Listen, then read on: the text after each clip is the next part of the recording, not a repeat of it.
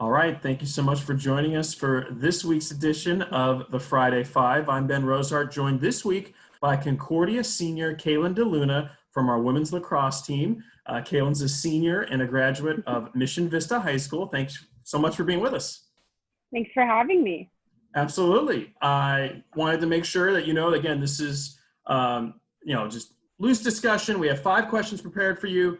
So there's no wrong answer. And here we go. Okay, first one, Kalin. How did you develop a passion for your sport, lacrosse, and have any other members of your family also played? So I played volleyball my entire life growing up.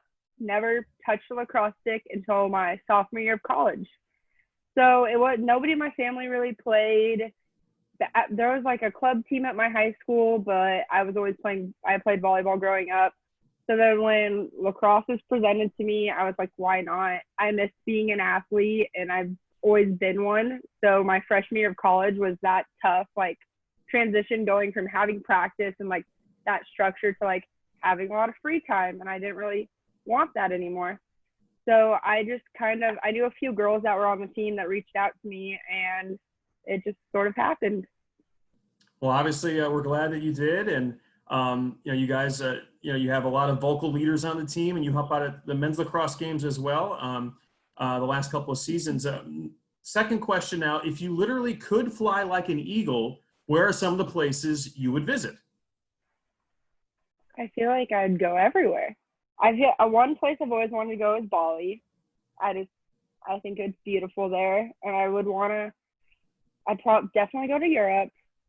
Around there, I'd probably just travel the world, see all the little places, small towns and stuff too. I've only been to Italy once, and would love. There's so many places. I mean, there's not enough hours in a day. I feel like, I still haven't been out of the country yet. Hopefully soon. That's a great Once I bucket graduate. list. Yes, yep. Great bucket list. Okay, question number 3. How have you adapted with everything going on in the world right now, especially over the last, 6 months or so? And what have you also learned about yourself during this time? I think it was tough. Like, I was living on campus back when like the whole shutdown happened. My roommate, she lives in Connecticut. So all of a sudden she was moving out. I had to help her move out, get her in storage, and then I just moved home back to San Diego. And it was all within like a 24-hour span. And I felt like then, like, I was just devastated because I was like, this is, like, you're losing out on, like, those few months of, like, being with your friends and all. And then when I went home, my older sister's at home. She's working from home. So then I was doing school from home, and it was just a lot to adjust to. But I'm happy where we live. We're on about 2 acres. We have lots of land. We have a pool. So it wasn't so much as, like, I'm stuck at the house. But we all had to be mindful. My mom has lupus too, so she was high risk. So I spent like most of summer home with my family, making sure like we weren't obviously gonna bring it back home to get my mom sick. But I think the biggest thing I've learned is I've picked up like everybody has during quarantine, picked up like new things and taught myself a few things.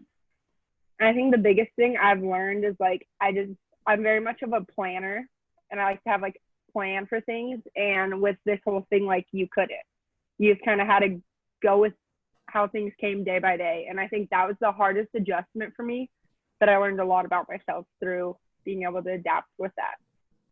What a great answer, Kalin. And I know like we all try to take one day at a time. You hear a lot of coaches say that, a lot of players say that in sports from high school, college, pro sports.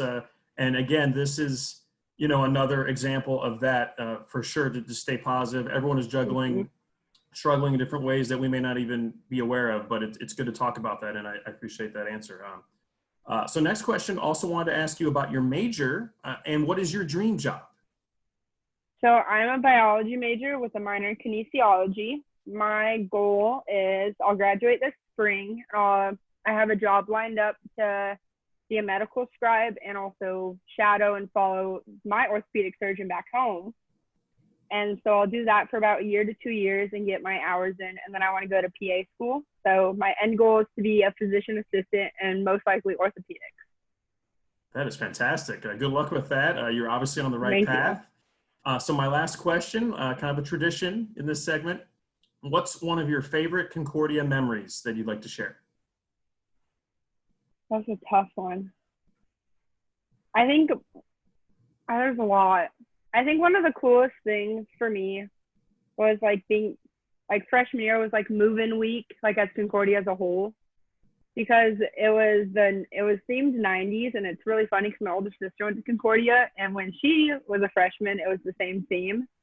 So like it was cool for us. And then I think for lacrosse, it was definitely not last season, the year before, when we went into triple overtime against Long Beach.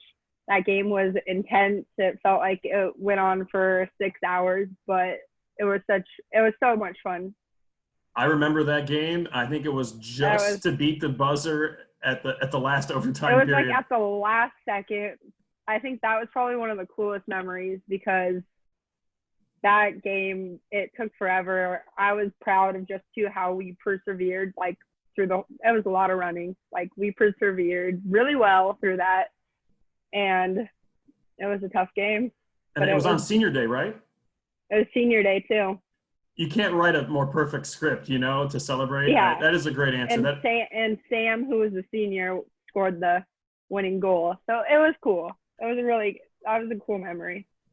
So fitting. And obviously I know it's a tough question to answer, but that is a great answer. So there's a lot of great things about Concordia.